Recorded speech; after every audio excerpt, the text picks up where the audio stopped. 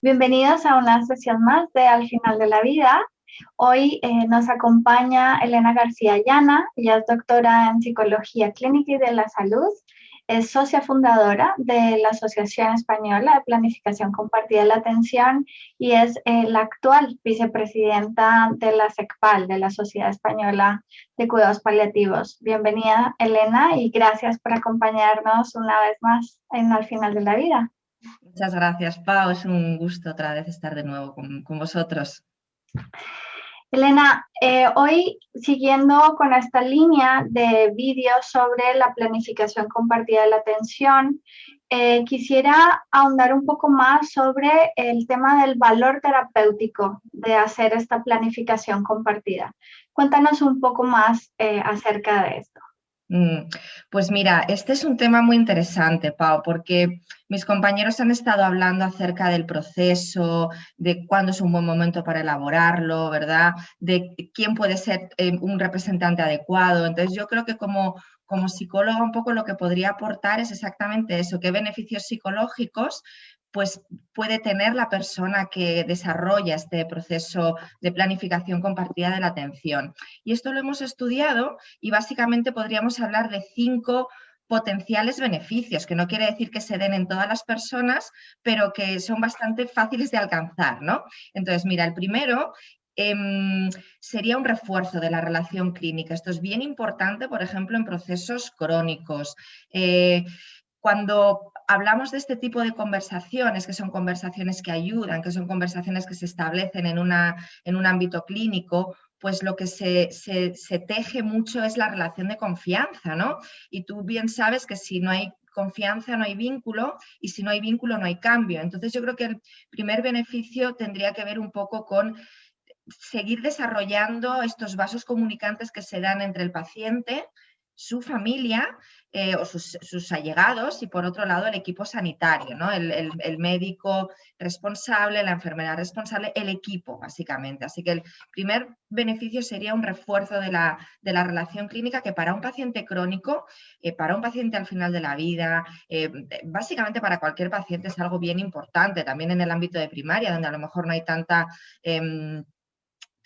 amenaza o sí, ¿no? Pero bueno, ese sería un poco el primero. El segundo, ya que estamos en un contexto de final de vida, como es verdad este proyecto, pues sería hablar de las preocupaciones relacionadas con la muerte. Estamos en una sociedad bastante tanatofóbica, ¿verdad? Y es muy necesario el poder empezar a naturalizar, a visibilizar, a poner nombre a las cosas. Bueno, todo esto que hacéis también desde vuestro proyecto, ¿no? Pues en esta línea esto también tiene beneficios, ¿no? Porque sabemos que tú no te puedes relacionar con lo que no conoces o te vas a relacionar de una manera más precaria. Entonces el segundo beneficio tendría que ver con eso, con poder expresar los miedos, poder expresar las preocupaciones.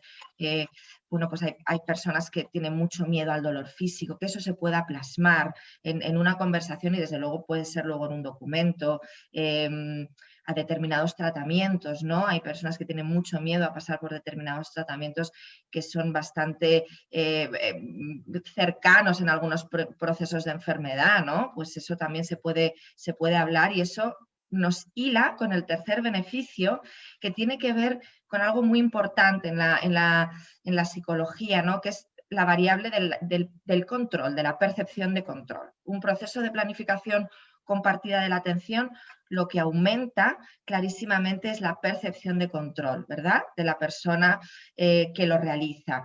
Y la percepción de control es un antídoto muy interesante y facilito de trabajar, por ejemplo, con este tipo de procesos ante la experiencia de sufrimiento evitable. Por eso yo creo que esta sería, pues, uno de los mayores beneficios, aumentar esta percepción de control. Darle como más certezas a la persona dentro del campo de la incertidumbre, ¿no? Que supone el proceso de enfermar, ¿no? Y esto nos hila con el cuarto beneficio. Y el cuarto beneficio, bueno, pues tiene mucho que ver pues, con disminuir esa incertidumbre.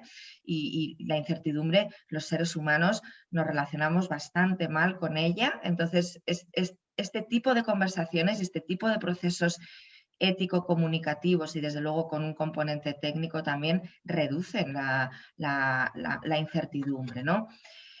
Y ya por último, pero no menos importante, tendríamos que hablar de la familia. Yo creo que hay un beneficio directo. Cuando hablo de familia, hablo de allegados, del representante, de quien, ¿vale? Quien esté acompañando en el ámbito pues, más personal, no tan asistencial, al protagonista del proceso de PCA, de planificación. Este proceso lo que hace es que libera a los seres queridos de tener que tomar decisiones difíciles en el futuro. Entonces también es una manera de proteger, es una manera de cuidar, ¿no? Yo creo que un poco con estas 5 variables queda un poco cubierta la pregunta. Elena, ¿y existiría algún tipo de circunstancia en la que a la persona no le beneficie realizar esta planificación?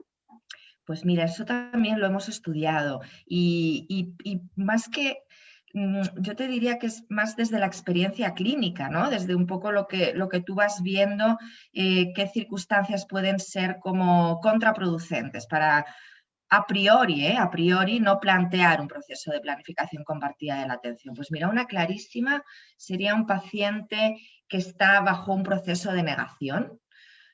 La negación es un mecanismo de defensa muy primario que se nos activa a las personas cuando no disponemos de otro mejor y que nos ayuda a relacionarnos con una realidad amenazante como puede ser una enfermedad o puede ser un proceso de final de vida. La negación hay que acompañarla y hay que respetarla hasta que empiece a ser algo desadaptativo, porque en principio los procesos de negación son funcionales, son adaptativos y son naturales en el ser humano. Pero una persona que tiene una negación o bien diagnóstica o bien pronóstica, a priori no conviene plantear este proceso, bueno, pues porque no hay una estructura, por así decirlo, prefrontal donde uno pueda establecer estos procesos a nivel más racional, ¿no? La negación es muy emocional. Y esto nos hila con otra segunda característica donde habría que pisar un poco el freno antes de plantear un proceso de planificación, que son pacientes o personas, ciudadanos, donde haya un alto nivel de angustia. Está muy relacionado con la anterior, ¿no? Un alto nivel de angustia por la propia situación clínica y este alto nivel de angustia lo que nos está diciendo es que tenemos delante una persona con un cerebro en crisis. A un cerebro en crisis no le podemos pedir un proceso de toma de decisiones a nivel racional porque tiene su prefrontal, su cerebro más sofisticado, lo tiene secuestrado, ¿verdad? Por el impacto emocional.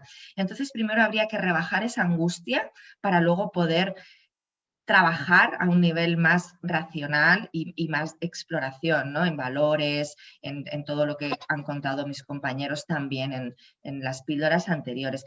Y yo creo que por último, también hay determinados escenarios comunicativos, ético-comunicativos, que dificultan estos procesos, donde a priori no conviene plantearlos, por ejemplo, cuando hay una conspiración de silencio o lo que se llama ahora el pacto de silencio, ¿no? Cuando la familia de alguna manera está sobreprotegiendo al paciente y dificultando que se le dé información sobre su proceso de enfermedad. No olvidemos que el pacto de silencio es un acto de amor que está mal dirigido por la familia y que lo que hay que hacer es ayudar a esa familia a que también rebaje esos miedos y esa sobreprotección. Si no estamos alineados, los 3 protagonistas, bueno, el protagonista es el paciente, ¿no? Pero si no estamos alineados los 3 agentes, te diría, de la planificación, que es el paciente, la familia o los allegados y el equipo, es muy difícil que esto funcione, ¿no? Por eso esas serían como las 3 características donde hay que ser más precavido a priori. Elena, ¿y cómo invitarías tú a la gente, a toda la gente que nos está escuchando, para que tomen conciencia de la importancia de realizar esta planificación, invitarlos a comunicar, a reflexionar sobre sus propios valores, como decías antes? Bueno, pues yo creo que ya el que uno esté viendo esta píldora, este vídeo, dice mucho, ¿no? Y quiere decir que hay cierto interés o que hay cierta apertura a estos temas, ¿no? Y yo lo que invitaría es a empezar a desvelar, ¿no? A empezar a abrir camino un poco con la gente que tienes cerca, con tu pareja, con tu familia, con tu médico, si tienes una condición crónica de salud, por ejemplo, que te haga estar muy dependiente del hospital o del centro de salud. Empezar bueno, pues desde la curiosidad también. Yo creo que esto se puede tomar como, no te diría como un juego, que es como banalizarlo un poco, pero sí con curiosidad de poder formularte qué es lo importante en tu vida y cómo quieres seguir tomando decisiones hasta el final. No olvidemos que algo que nos reporta mucha dignidad a las personas es nuestra capacidad de elegir y nuestra capacidad de decidir, ¿no? Y poder establecer estos procesos acompañado de la gente que quieres, acompañado de la gente que sabe un poco, ¿no? Cuál es tu condición de enfermedad, si es el caso que tengas una enfermedad. Ya sabemos que no hay que hacerlo siempre cuando hay una condición de enfermedad actual. Yo creo que empezaría por ahí, por desvelar, ¿no? Por romper un poco nuestros espacios de comodidad y mirar un poquito más allá, que esto nos puede pasar a todos. Qué importante esto, ¿no? De la preparación previa, del hablar, ¿no? Del atreverte y hacer los momentos en los que estás en condiciones para poder hacerlo. Muchas gracias, Elena. De nuevo, es un placer tenerte en esta tu casa y también gracias a todos por acompañarnos en una sesión más. Nos vemos en otra sesión de Al Final de la Vida. Muchas gracias, Pau.